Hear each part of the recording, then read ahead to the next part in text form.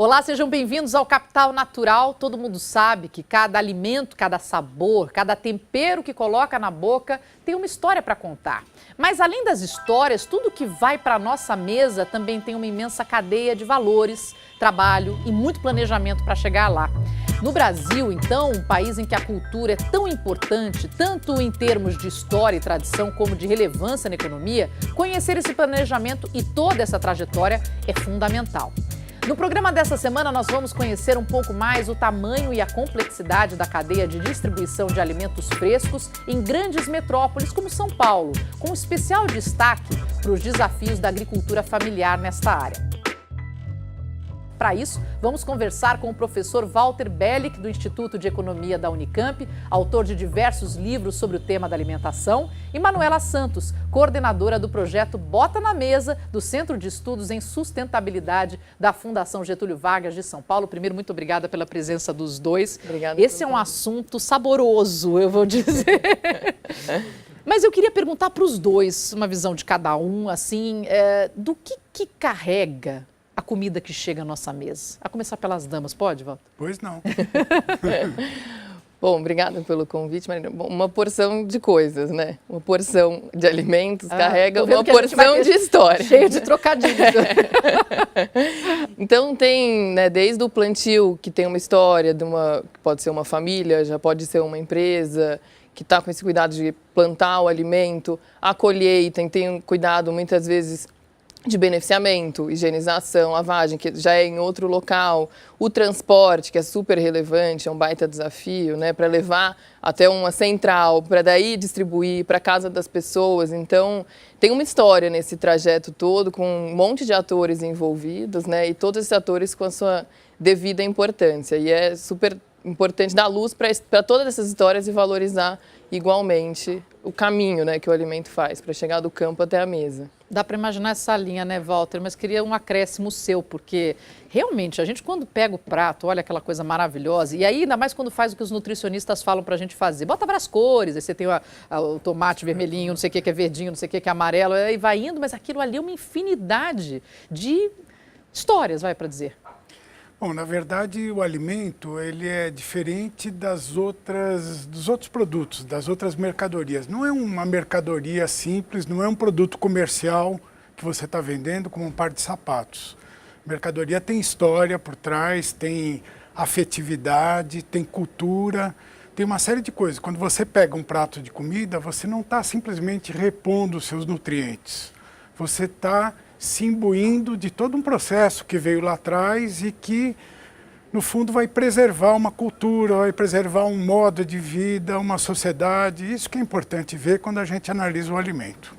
A gente pode citar assim, quem são os atores por trás dessa cadeia? Assim, dá para a gente nomear todo mundo? É até engraçado, você falou que dá para traçar uma linha, eu diria que mais do que uma linha, é um grande desenho muito maluco, de achar as pontas, com as pontas soltas, que se encontram em várias partes, mas me ajuda a falar. Mas assim, acho que começando do começo, né, tem o papel do agricultor e da agricultora, que é super relevante, mas a gente tem toda uma cadeia, então, de beneficiamento, então tem uma estrutura, né, de atacadistas, que a gente chama de intermediário, algumas vezes de atravessadores, que são essas pessoas, é uma pessoa que passa na propriedade e compra para levar para algum outro lugar, né? E tem os supermercados, tem todas as políticas públicas para isso. Então, por exemplo, as escolas, tem merenda escolar, que é super relevante, tem muita política pública para comprar direto da agricultura familiar para merenda escolar. Enfim, tem nós consumidores, tem a indústria de alimentos, academia, então todo mundo está pesquisando sobre isso. A mídia tem um papel super importante nisso tudo. Enfim. E é por isso que na academia a gente costuma usar o termo, é meio complicado para falar em público, heterogeneidade. Fala 3 vezes, vai. Heterogeneidade.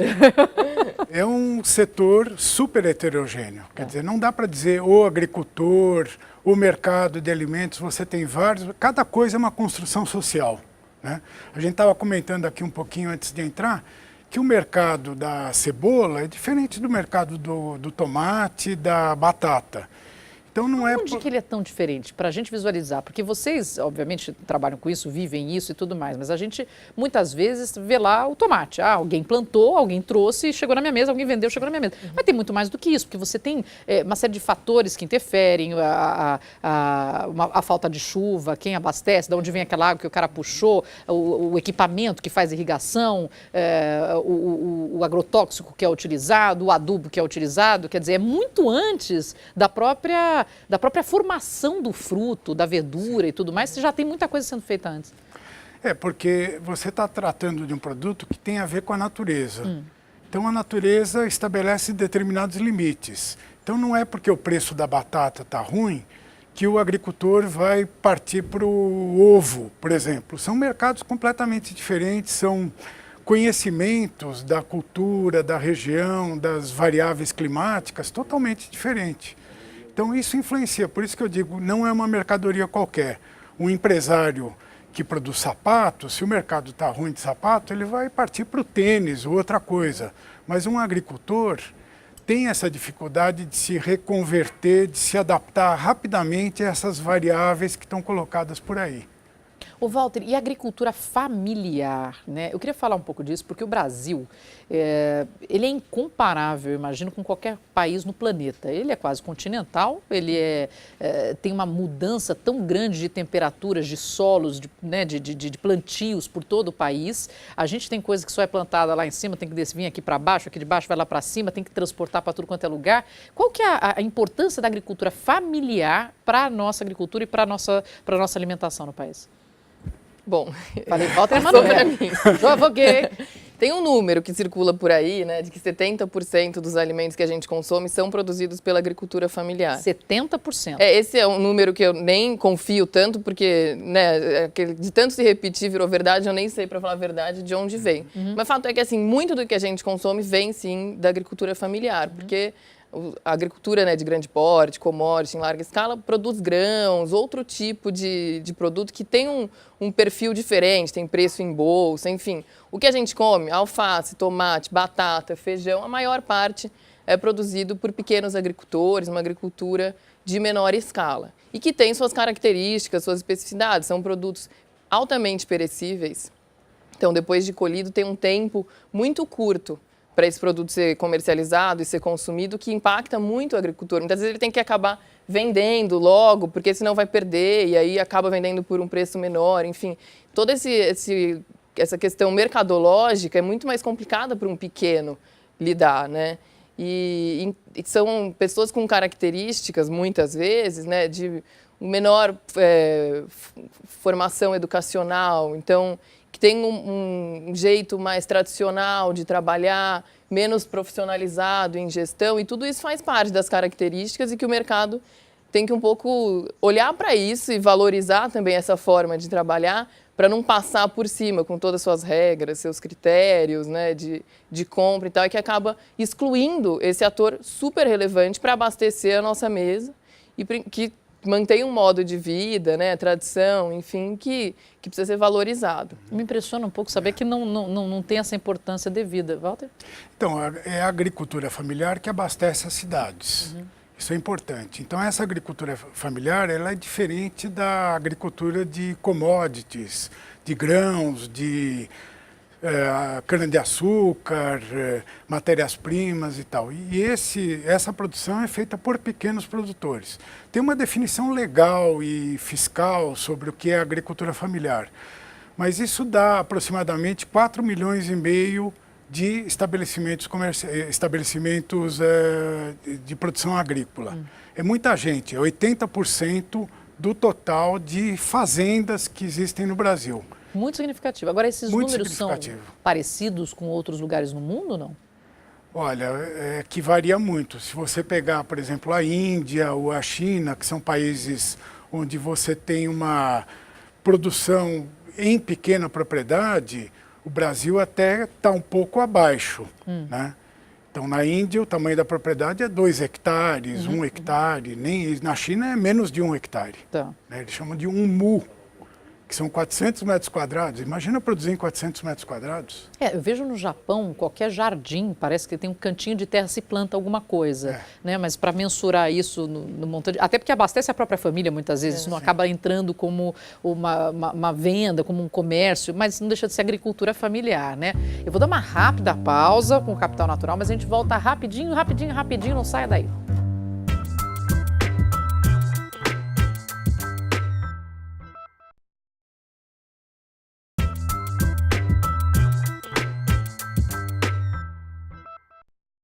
Estamos de volta com Capital Natural, hoje falando sobre a cadeia de distribuição de alimentos em grandes cidades e a agricultura familiar com o professor Walter Bellick, da Unicamp, e a Manuela Santos, do Centro de Estudos em Sustentabilidade da AGV. Vamos dar uma olhada num vídeo sobre o projeto Bota na Mesa, que a Manuela coordena, e depois ela pode comentar um pouco e nos explicar mais do que se trata.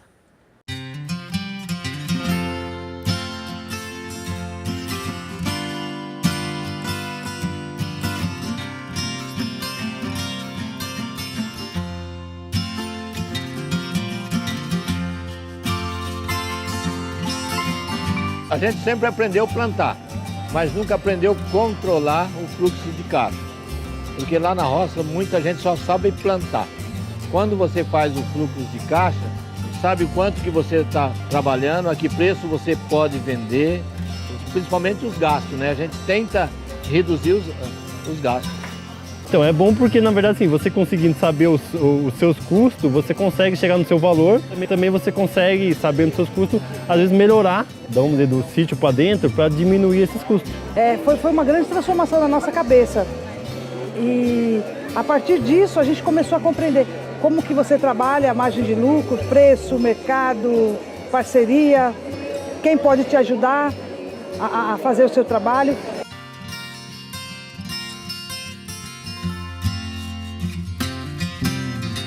O agricultor se sente valorizado. Ele deixa de ser simplesmente aquele jeca tatu que está na roça e passa a ser parte integrante desse grupo. E valoriza muito o trabalho da gente. Isso é transformador.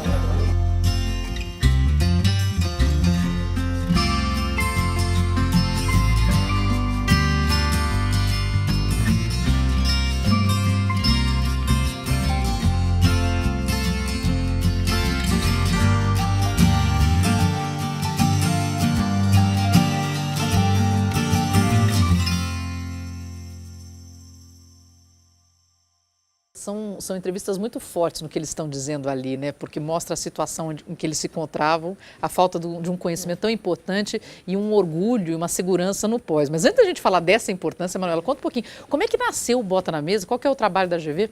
Bom, super legal ver o vídeo e voltar legal. lá atrás, é um projeto que já está no 3º ano, então tem muita história para contar, né? O projeto começou em 2015, ele tem o apoio desde o início da City Foundation, que é o braço de investimento social do Citibank, né? E apoia alguns projetos aqui no Brasil, e esse ano a gente também está com a Fundação Cargill apoiando a gente.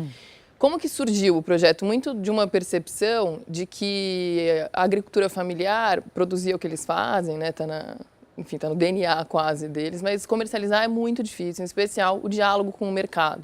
Então, para um pequeno agricultor, que é ele que produz, é ele que cuida, né, da horta dele, uma mão de obra familiar, ele tem que cuidar da roça, né, cuidar de toda a parte da gestão, comercialização. Então, assim, o dia dele tinha que ter 48 horas. Eu acho engraçado quem fala, a vida no campo. Eles têm uma vida tão corrida.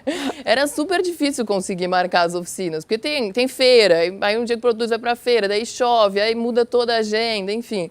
Então, comercialização era um super gargalo. E no diálogo com o mercado, porque muitas vezes, para vender o produto deles, eles têm que conversar com grandes redes. Né? Então, isso é muito complicado, porque uma mesma rede de supermercado que faz um contrato com uma grande indústria que vende refrigerante, enfim, é o mesmo contrato para um agricultor. E ele não tem condições de aguentar os prazos de pagamento, que são muitas vezes de 45, 60 dias, ou colocar um produto em consignação. Tudo isso é muito prejudicial para a própria viabilidade econômica do negócio dele, né? Então, buscar mercados mais qualificados, se preparar para dialogar com um canal que tem esse tipo de exigência é super importante. Então, a gente foi muito com esse olhar. Aí a gente trabalhou com 9 cooperativas de produtores de frutas, legumes e verduras, 2 delas dentro da cidade de São Paulo e as outras no entorno, né, o Cinturão Verde, então em Biúna, Mogi das Cruzes, para apoiá-los, né, num diagnóstico interno, para onde nós estamos vendendo. Eles tinham a dificuldade de vender os produtos deles, né? Então vamos colocar esse produto no mercado, como, para onde, enfim. E aí construímos com cada um deles, cada uma dessas cooperativas, um plano de ação para acessar o mercado. E poderia ser um varejo, mas poderia ser uma feira própria, venda direto para o consumidor, ou vender para prefeituras que compram para merenda escolar. E aí, uma vez construídos esses planos de ação, a gente foi implementar. E aí, da implementação, teve, além de produzir material de comunicação, então um folder, uma página em rede social, para eles divulgarem um pouco o produto deles, fazer com eles um fluxo de caixa, para eles saberem quanto que custa produzir o que eles estão produzindo, que é um super desafio também. Então, muitas vezes, acabam vendendo por um valor que eles nem sabem se eles estão ganhando ou quanto eles estão ganhando em cima de cada produto. E foi um exercício super legal fazer um fluxo de caixa adaptado para a linguagem deles, né, assim, de uma forma um pouco mais lúdica, assim, que não ficasse distante da realidade, que eles possam continuar fazendo. Os dois lados aprenderam nessa história. Os dois lados né? aprenderam muito. Vou te dizer que foi uma relação de muito aprendizado para os dois lados mesmo. A gente sempre para mim foi uma pós-graduação, assim, estudo. A gente sempre voltava das viagens com a cabeça muito cheia de ideias e muito contente por tudo que a gente tinha visto e tudo que a gente tinha ouvido, né? E aí, depois, fazendo a articulação e a ponte com o mercado. Então, teve um papel muito legal de promover reuniões entre os agricultores e representantes dos canais que eles gostariam de acessar. E essa feira que a gente viu aqui no vídeo foi um desses momentos, né, que a gente quis levar para dentro da GV, levar esses agricultores, e foi muito legal, porque imagina uma faculdade, né, no centro da cidade de São Paulo, praticamente, as pessoas chegando para ter aula, tinha gente que nunca tinha tomado garapa, por exemplo. Ah, gente, quem são esses seres humanos? Pois é. Foi. Então, assim, foi uma novidade, ficou muito bonito. Passou mal na sequência, que comeu junto com o pastel daquele bolo.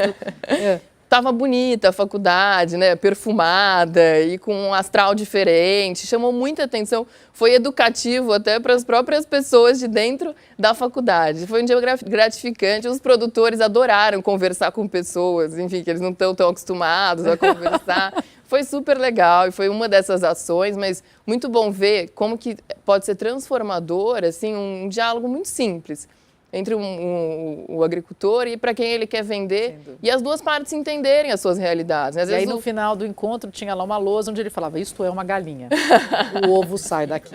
Né? Tem gente que não sabe de onde vêm as coisas, é um fato. Deus, Ô, Walter, comenta um pouquinho da importância disso, né? Bom, é super importante essa iniciativa, porque, no fundo, o elo da comercialização é o elo mais frágil dessa cadeia produtiva. O agricultor sabe o que produzir, sabe plantar, sabe quanto vale o que ele está produzindo, mas ele não sabe colocar isso daí para frente, vamos dizer, cadeia para frente. E uma escola de negócios como a FGV, eu acho que pode dar todo o apoio a esse produtor. A gente vê que existem políticas públicas de assistência técnica, de crédito, uma série de coisas para o pequeno produtor, mas na área de comercialização são pouquíssimas as iniciativas. É muito curioso, você tem crédito para plantar, para comprar máquina, para comprar insumo, mas não tem crédito de comercialização como deveria. Existem algumas linhas, mas como praticamente... crédito de comercialização? Me falta esse conhecimento. É um capital de giro, por exemplo. O agricultor ele pode receber adiantado, com isso ele tem a tranquilidade de planejar a produção dele, ele pode até aumentar o valor da produção, dando algum processamento, lavando a batata, empacotando o tomate, separando aquilo que não está bonito, por exemplo, né? Então ele tem condições de fazer isso, ele não é uma pessoa que está pressionada para imediatamente colocar o produto no mercado e receber. Porque esse é o grande problema que a Manuela colocou. 40 dias para receber quebra qualquer um. Sim, claro, claro. Né? Então, assim, não tem crédito de comercialização. Os organismos de assistência técnica que nós temos não estão preparados para dar assistência técnica nesta área. Então, você tem agrônomos, veterinários, uma série de coisas, mas pouca gente entende de comercialização. Né? Então, você conseguir entrar nesses circuitos, que são circuitos altamente profissionalizados. Então, um supermercado, para comprar, ele tem toda uma lista de regras e de coisas que o produtor tem que cumprir, que dificilmente ele consegue fazer sozinho, ele tem que se adaptar, né? Seja em qualquer mercado, você falar nos orgânicos, então é mais complicado ainda. Para de ler pensamento, Walter. Eu ia falar do orgânico agora, mas com essa pausa eu vou para o intervalo e voltaremos falando dos orgânicos. Não sai daí.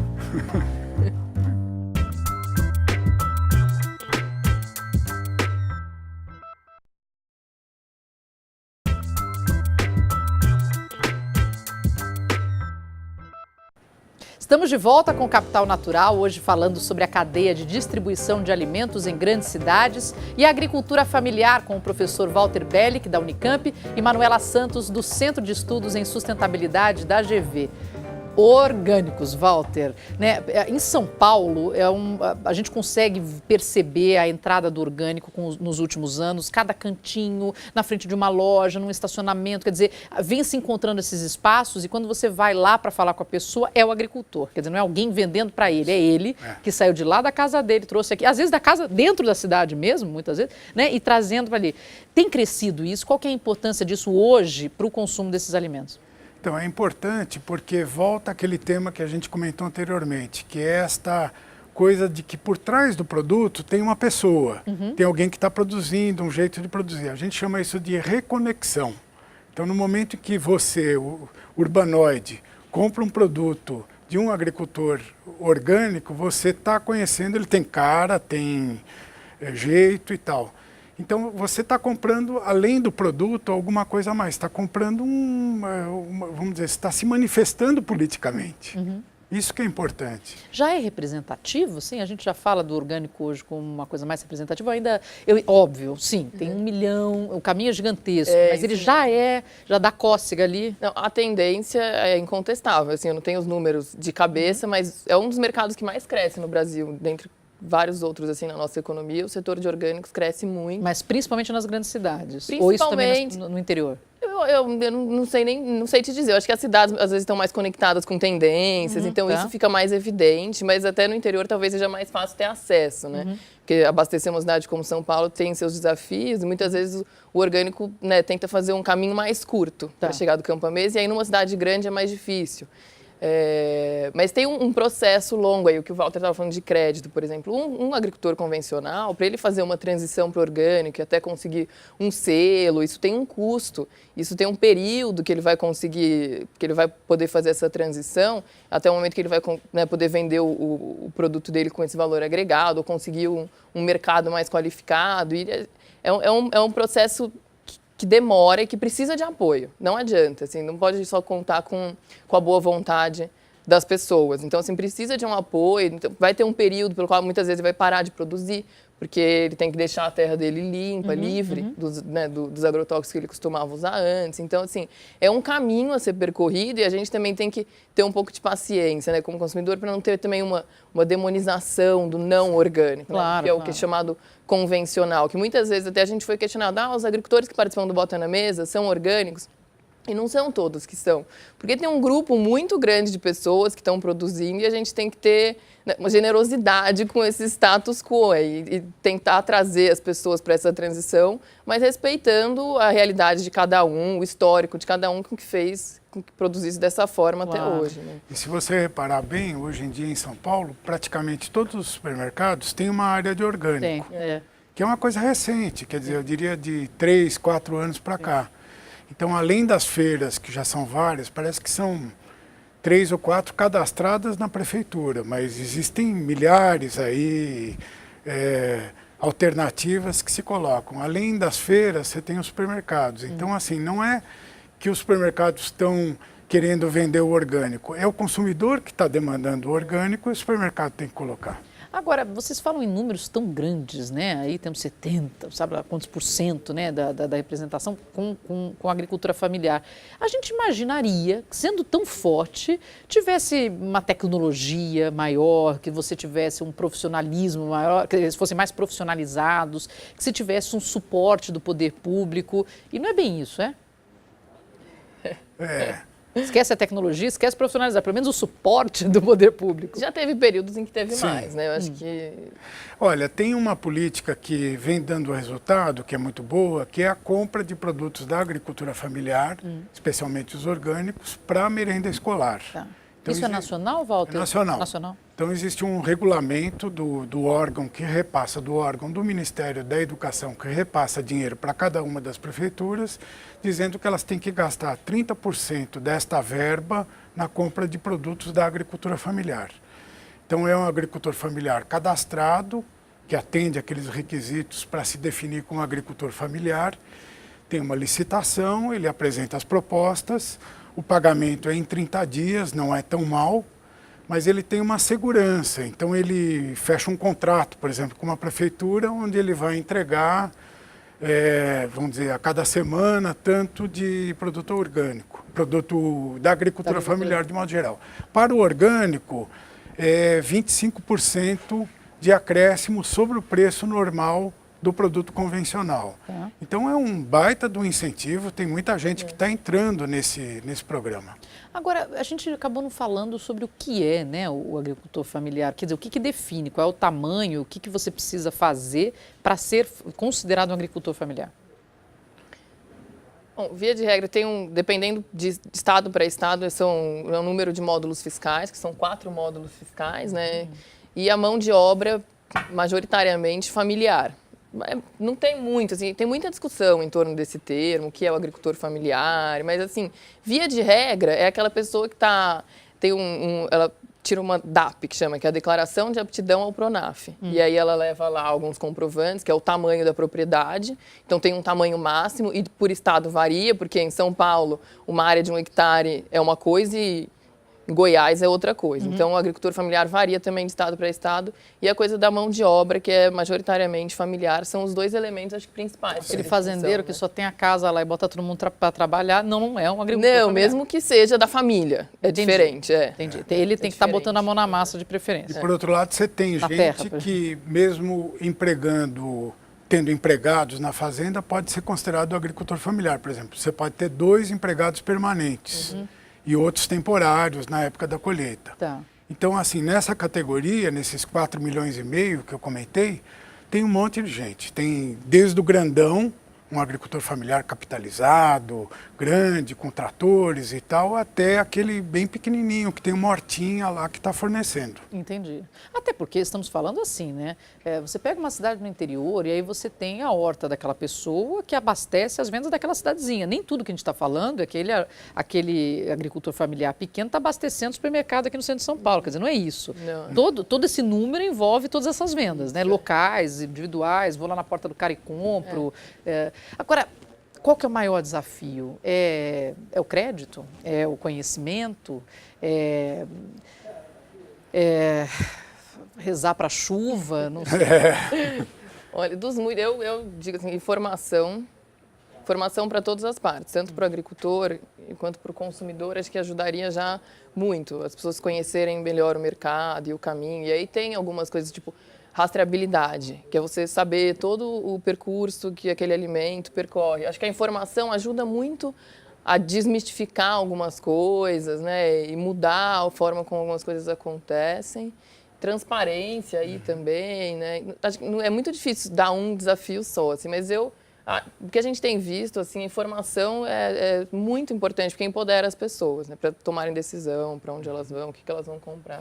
E quanto maior a renda do consumidor, mais ele está interessado nessas características. Então, ele quer saber de onde veio, qual foi o processo de produção, se tem algum, vamos dizer, componente diferente, original. Quer dizer, o mel de uma região é diferente do mel da outra. Sim. Talvez um consumidor de baixa renda não consiga ou não queira diferenciar. O importante para ele é o mel mais barato que tem no mercado.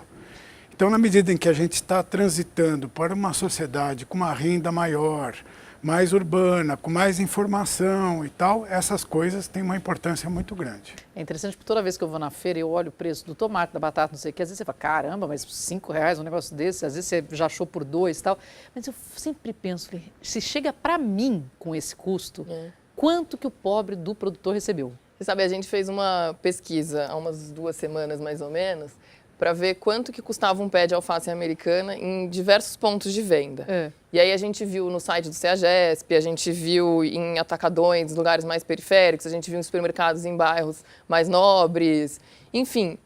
Teve lugar que um alface, aí nesse caso era orgânico, mas um pé de alface estava custando R$6. E teve lugar que estava custando... Pé de alface, R$6. Uau, eu ouro. me pergunto. Ele veio já de ouro. E tinha lugar que era R$1,69. Entendi. E assim, você não via características. Tinha o que era orgânico, que não era, mas mesmo assim você não via características muito diferentes. Provavelmente o perfil de quem produziu foi o mesmo. Alguém, em algum momento, saiu perdendo e alguém, em algum lugar, saiu ganhando isso daí. É que você não apertou o botão, porque ele canta. Você vai ver. Se você tivesse apertado o botão, você ia ver que era um alface cantante. Era bonito. Mas olha, eu vou aproveitar esse momento para fazer uma pausa. O programa dessa semana fica por aqui, mas só por aqui, porque semana que vem a gente continua essa conversa. Eu agradeço por hora a presença do professor Walter Bellick, do Instituto de Economia da Unicamp, autor de diversos livros sobre o tema da alimentação, e a Manuela Santos, coordenadora do projeto Bota na Mesa do Centro de Estudos em Sustentabilidade da Fundação Getúlio Vargas de São Paulo. Eu espero você na semana que vem. Continue conosco, acesse o nosso site no Facebook, a nossa página no Facebook, reveja os nossos vídeos no YouTube, portal bandnewstv.com.br também é um ótimo caminho. Eu sou a Marina Machado e até a próxima semana.